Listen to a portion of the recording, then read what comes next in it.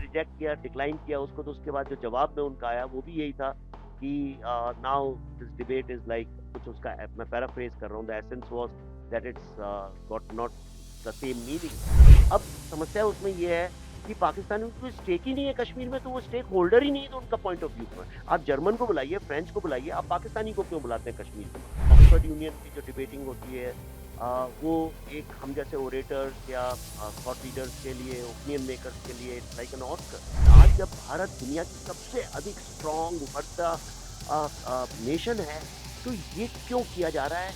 And I could sense a conspiracy, I could sense a kind of a strategy behind it, और इसलिए मैंने उसको decline किया। मुझे ऐसा लगता है कि जब तक इकोनॉमी स्ट्रांग नहीं होगी और माइंडसेट स्ट्रांग नहीं होगा, आप कुछ भी कर लें, कुछ नहीं होने वाला। आज वो जो नई जनरेशन है वो इंटीग्रेट हो रही है। आज वो भारत के झंडे लेते हुए डरते नहीं है, पत्थरबाजी कम खत्म ऑलमोस्ट ही हो गई है, टेररिज्म भी डिक्लाइन हो रहा है बहुत शार्प तरीके से। मुझे ऐसा लगता है कि अब अच्छे दिन आने वाले हैं। कश्मीर फाइल्स के निर्देशक विवेक अग्निहोत्री ने गुरुवार को कहा कि उन्होंने कश्मीर पर बहस के लिए ऑक्सफोर्ड यूनियन के निमंत्रण को अस्वीकार कर दिया है, क्योंकि उन्हें ये विषय आक्रामक और भारत विरोधी लगा। उन्होंने कहा कि मुझे प्रतिष्ठित ऑक्सफोर्ड यूनियन द्वारा कश्मीर पर बहस करने के लिए आमंत्रित किया गया था।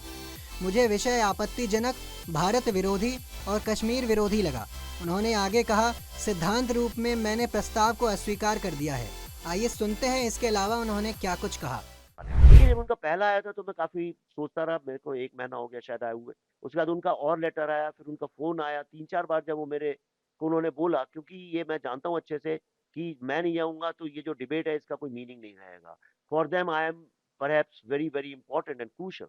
तो जब मैंने रिजेक्ट किया, डिक्लाइन किया उसको, तो उसके बाद जो जवाब में उनका आया वो भी यही था कि now this debate is like, कुछ उसका मैं पैराफ्रेज कर रहा हूँ, the essence was that it's got not the same meaning, you know, क्योंकि वो भी जानते हैं इस बात को।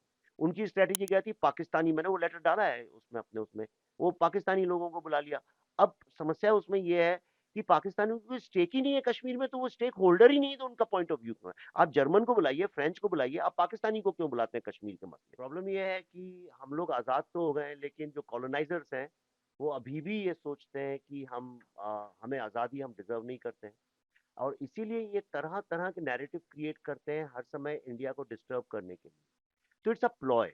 और मैं जानता हूँ अच्छे से कि ऑक्सफोर्ड यूनियन की जो डिबेटिंग होती है वो एक हम जैसे ओरेटर्स या थॉट लीडर्स के लिए, ओपिनियन मेकर्स के लिए it's like an Oscar, you know, for us it's the biggest thing. और इससे अधिक प्रेस्टिजियस मुझे लगता नहीं है कोई डिबेटिंग का प्लेटफॉर्म है।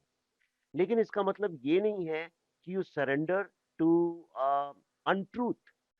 इसमें प्रॉब्लम ये है, उनने जो मोशन था उनका वो था कि Kashmir is an the house believes, first of all the word believe, the house believes that Kashmir is an independent state.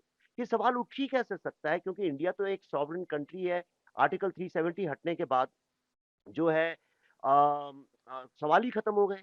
और अगर आप कश्मीर का भी जो ओरिजिनल कॉन्स्टिट्यूशन अगर देखें तो उसके प्रीएम्बल तक में ये लिखा हुआ है कि we pledge our integrity with India and something like to sovereignty of India. तो वो पूरी तरह से प्लेज करता है अपने आप को कि इट्स पार्ट ऑफ इंडिया। ये सवाल उठना ही क्यों चाहिए? वो ऐसा है कि मैं बनारस हिंदू यूनिवर्सिटी में या जेएनयू में बैठ के मैं डिबेट करूं that Texas should be an independent state, या मैं किसी भी कंट्री के बारे में कुछ भी बोल सकता हूं, मैं बोल दूं कि Wales should be an independent state. I found it very offensive. मुझे ऐसा लगा कि आज जब भारत दुनिया की सबसे अधिक स्ट्रॉन्ग उभरता नेशन है, तो ये क्यों किया जा रहा है? And I could sense a conspiracy, I could sense a kind of a strategy behind it, और इसलिए मैंने उसको डिक्लाइन किया। आपको बता दें कि साल 2022 में ऑक्सफोर्ड यूनियन द्वारा ऑक्सफोर्ड विश्वविद्यालय में अग्निहोत्री की मानवता यात्रा स्थगित कर दी गई थी। तब अग्निहोत्री ने घोषणा की थी कि ऑक्सफोर्ड यूनियन सोसाइटी के तत्कालीन निर्वाचित अध्यक्ष पाकिस्तान के नागरिक थे और वो भारत विरोधी रुख का समर्थन करते हैं। ऐसी ही खबरों के लिए देखते रहें punjabkesari.com। साथ ही कमेंट सेक्शन में अपनी राय ज़रूर दें।